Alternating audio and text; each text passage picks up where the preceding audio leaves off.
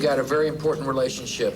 We value your advice, and we value the strategic relationship we built. There were no weapons of mass destruction, which was the primary rationale for the war. But would you now accept the fact that because of the invasion of Iraq, there is a possibility of democracy in Iraq, and perhaps that may spread through the Middle East?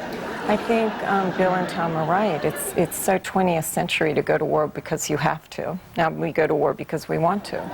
But the problem with that is that kind of moral absolutism gets you into a lot of ends justifies the means traps, and that's what we saw in Europe and with Putin, because Putin can also say, well, our ends justify our means, and look at us, and we're torturing people and we're outsourcing torture. The administration's trying to throw journalists in jail and basically trying to replace the whole press corps with ringers, including male escorts. I mean, even Nixon hated the press, but he never tried to actually do an invasion of the body snatchers thing with them.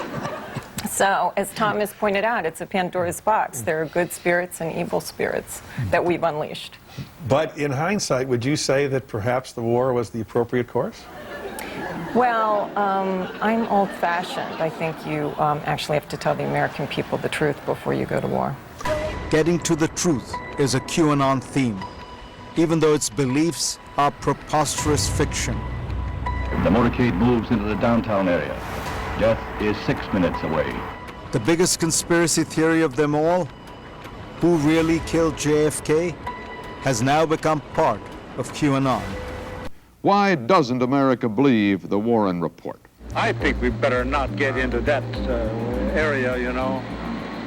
We must guard against the acquisition of unwarranted influence, whether sought or unsought, by the military-industrial complex. In the 1970s, during Vietnam and Watergate, Americans had to confront a painful reality. Their government had lied to them on a very grand scale. And maybe the government had lied about the Kennedy assassination, too. The pattern that we have now established for Lee Harvey Oswald is obviously the pattern of a man being run by the CIA. There's no question. But I am trying to tell you that there is no question as a result of our investigation that an element of the Central Intelligence Agency of our country killed John Kennedy, and that the present administration is concealing the facts. There is no question about it at all. The agency's new director was really a Soviet mole. A Soviet mole. A Soviet mole.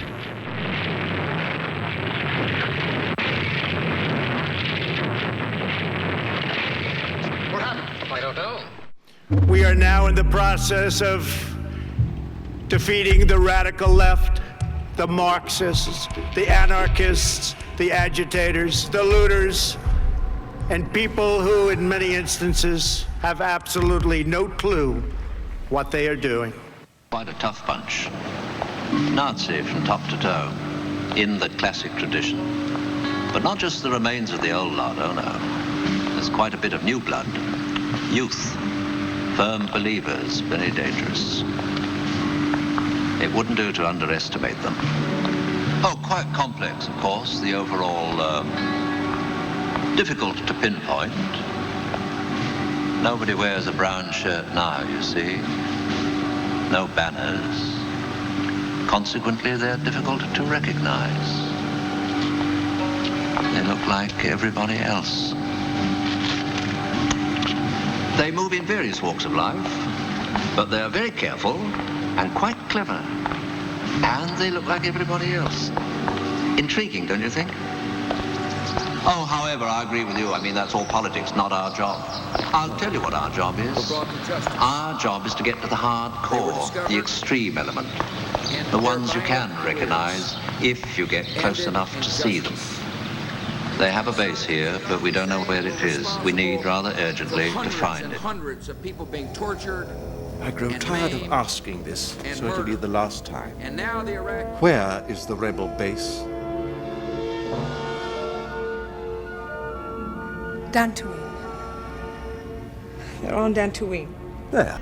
Not sure whether the president deliberately sat back while America's cities were attacked and thousands were killed? Well, think about it. 61%, a majority, evidence that both parties hold the darkest of suspicions about the other party and its leaders. 61% of Democrats back in 2007 said Bush either knew or might have known about 9/11 ahead of time. She wants other tapes reported to have recorded the crash and been confiscated by the government to be released. She says she can go through this again if it will help put some more pieces together about September 11th. And for this go-round with Saddam, the weapons are stealthier than ever. The government won't even admit that some of them exist. Even before the first traditional bombs might be dropped, the military may use its latest in high-tech weaponry, known as directed energy weapons, or E-bombs. You mentioned the E-bomb, and I can't talk to you about that because I don't know anything about it. Officially, they don't exist. The E-bomb can be fired from a cruise missile on a U.S. warship or B-52 miles away.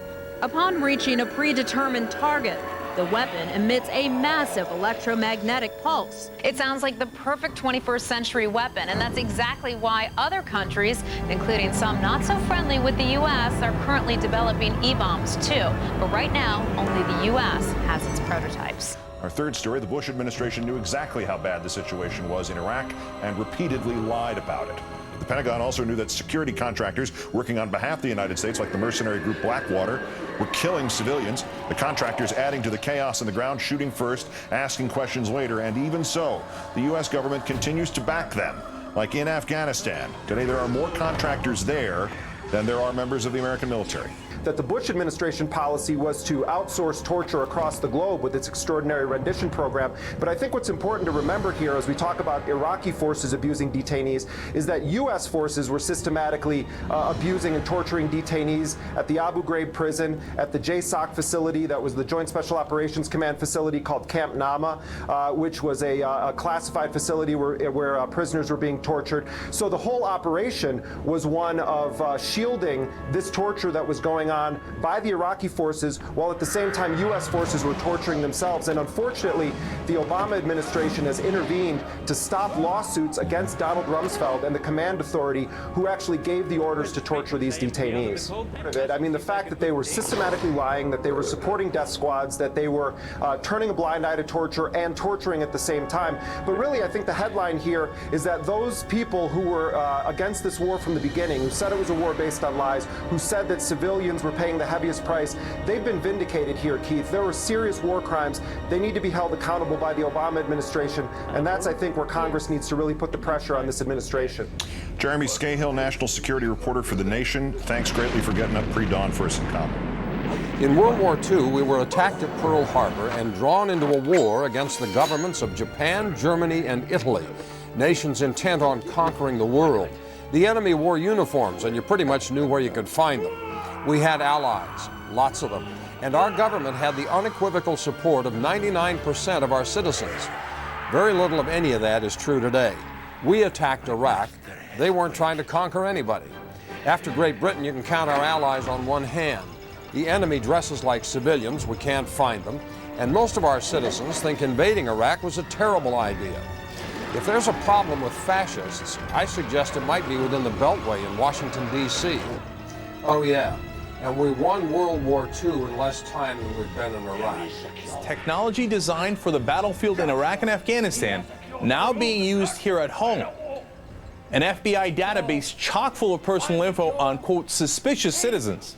So that's how it works. It comes up through a citizen, a local sheriff, a local police officer, goes into a state fusion center, which is something that the Department of Homeland Security helped fund. These are intelligence analysts who look at this information that they're being sent from people in their state. Of course. Well, Twitter launching a sweeping crackdown on the far-right conspiracy movement, QAnon. The social media company says it's taking action on accounts that can, quote, lead to offline harm. NBC reports 7,000 accounts have been taken down so far. QAnon is based on the bogus idea that President Trump is leading some secret battle against pedophile politicians and A-list celebrities. Several GOP candidates, however, on the ballot this fall have expressed sympathy or support for the group. Here's Homeland Security correspondent Jean Meserve with tonight's Outside the Law. The Department of Homeland Security investigates child pornography. Now, one of its own officials arrested on child porn charges. Our fourth story, a new investigation has revealed that the U.S. spy system has become so vast in the decades since the 9/11 attacks, those 50,000 reports summarize just one aspect of intelligence gathering. The Washington Post has uncovered that the enemy is no longer merely al-Qaeda. We can now add a bloated bureaucracy to the list. A system that has grown so big and bloated that its effectiveness is impossible to determine. The numbers are staggering. More than 1,200 government organizations as well as 1,900 private companies work on programs related to counterterrorism, homeland security, and intelligence. 263 separate new entities have been created to root out violent extremism. Some 854,000 people across the country have been given top-level security clearance. That's nearly 1.5 times as many people as actually live in Washington, D.C. The official intelligence budget is now $75 billion, almost 3 times what it was on 9/11. Much of the work is overlapping. 51 federal and military units in 15 cities across the country are charged with tracking the financing of terror networks. Amazon can't seem to stay out of the news these days, and tonight's story is about a book of conspiracy theories that is taking its place alongside the actual work of experienced authors on the Amazon bestseller list. Did you know, for example, that some Democrats eat children? That's in this book, and you're maybe seeing the problem here. NBC News correspondent Gadi Schwartz filed this story on it just tonight. From signs at political rallies to online forums filled with talk of mind control and lizard people, the dark web movement called QAnon, once only found in the fringe parts of the internet, now on Amazon's best-selling book list, outranking authors like F. Scott Fitzgerald and Dr. Seuss. Anonymously written, the book contains a compilation of unproven radical conspiracy theories suggesting high-ranking Democrats are part of a cult that eats children, claiming the government created AIDS and saying it's also behind the movie Monsters, Inc. Part of a government plan, it claims, to collect children's blood and give government officials a more youthful look. Anyone can publish anything, and on the one hand, that creates some amazing opportunities, but it also means that some really toxic stuff can get out there. The book is getting 5-star reviews, including several from people who admit they haven't even read it. But Amazon's algorithm seems to unintentionally reward that, pushing the book up the bestseller list and, in effect, promoting baseless conspiracy theories. The issue of misinformation on social media has in the past led other tech companies to take action. YouTube restricting recommendations for some anti-vaccination videos, Facebook exploring ways to handle conspiracy content. This kind of really powerful conspiracy theory, emotionally laden stuff, it just, it's pretty irresistible to a huge swath of people, and that is how a lot of these companies make money. Amazon hasn't responded to NBC News' request for comment and wouldn't give specifics on how the algorithm works or how much it could get from sales. For now, the unfounded and dangerous conspiracy theories lifted from the dark web, one of Amazon's best-selling books. And tonight, the conspiracy theorists on the left, the ones that sold you the Russia hoax, the impeachment hoax, all of them are back in full gear. Hitler comparisons, bizarre fantasies about President Trump getting forcibly removed from office, and a strange a dramatic analogy from Humpty Dumpty on fake news CNN. Just off the rails, total psychosis, but sadly predictable. Now, we're going to show you the worst of the worst coming up. Law enforcement officials, elected officials, we're unified. We didn't ask for these troops in our city. We don't want these troops in our city.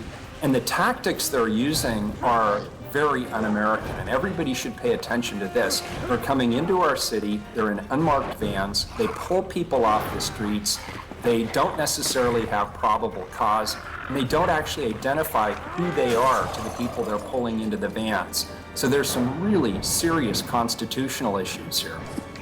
It's more than just written in the Constitution, it's written in blood in the history of our country. People have given their lives to live in freedom.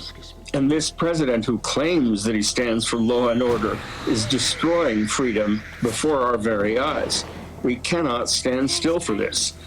Now, it's worth pointing out that as DHS officials attempt to describe what's taking place here in Portland as widespread chaos, the epicenter of these protests is largely relegated to one city block outside of a federal courthouse, where we've seen protests night after night, most of them peaceful. There have been instances of rioters clashing with federal officers who will come out of that building, launch projectiles into the crowd, tear gas and the like to try to push them back.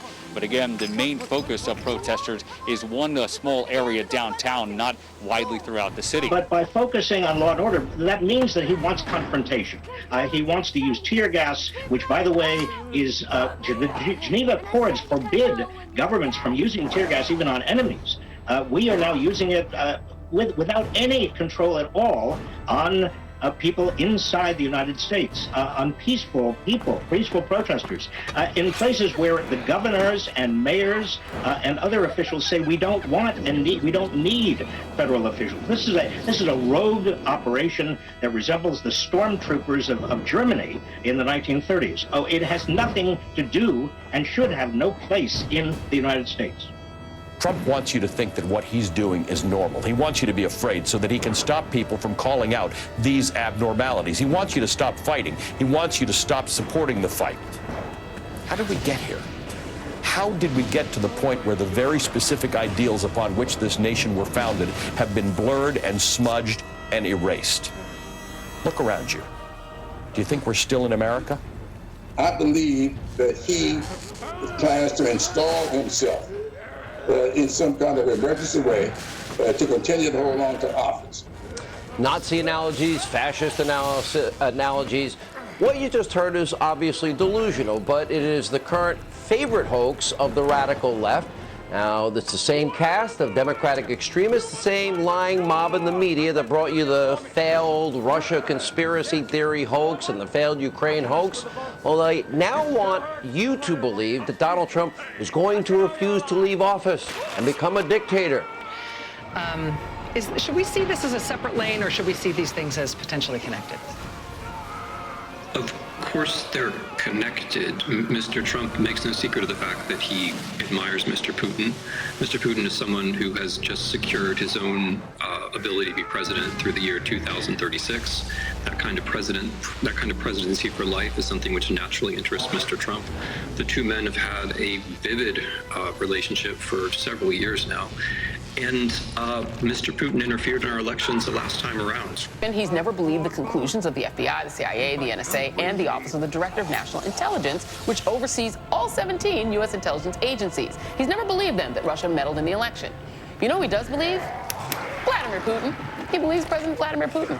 This is so incredible that what we have here, and it goes to Donald Trump's remarks to Vladimir Putin, we have moved so far away from them being a whole bunch of innocents abroad and just, looking out for their own personal interests that I'm really flabbergasted. I really think that we are at a national level Benedict Arnold moment going on here. We have a president literally on Veterans Day insulting the entirety of U.S. intelligence and siding with a former director of the KGB, FSB.